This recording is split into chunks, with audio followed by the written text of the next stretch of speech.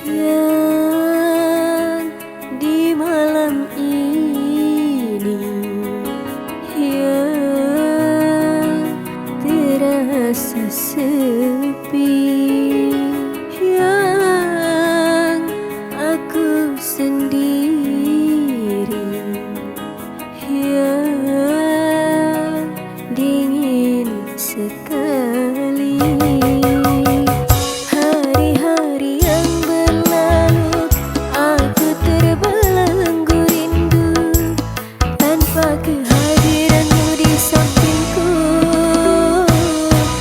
kasih.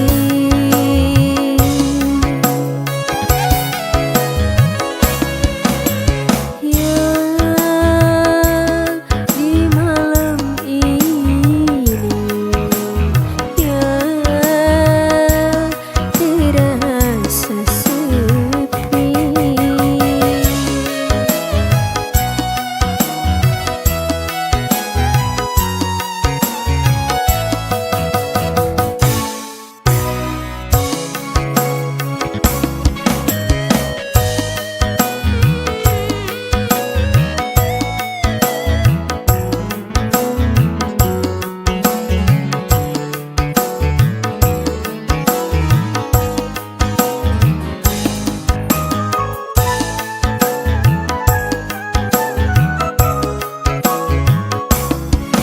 Kasur berkain putih tak mampu melelapkan kedua mataku.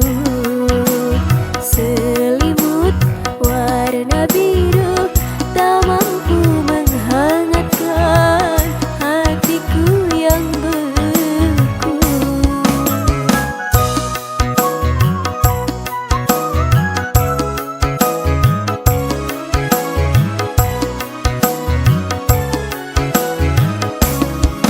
Bantal dan guling ini tak mau berbicara saat ku bertanya, apakah kekasihku merasakan rindu seperti diriku. Datanglah kekasih, walau dalam mimpi.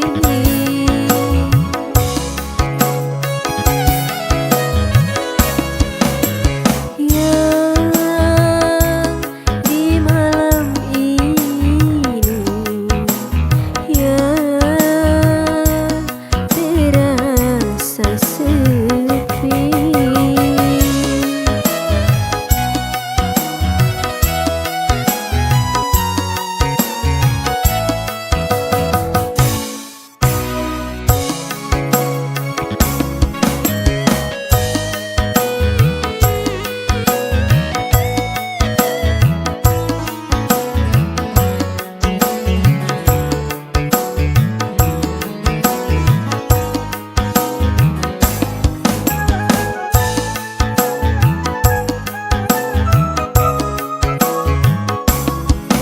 Kasur berkain putih tak mampu melelapkan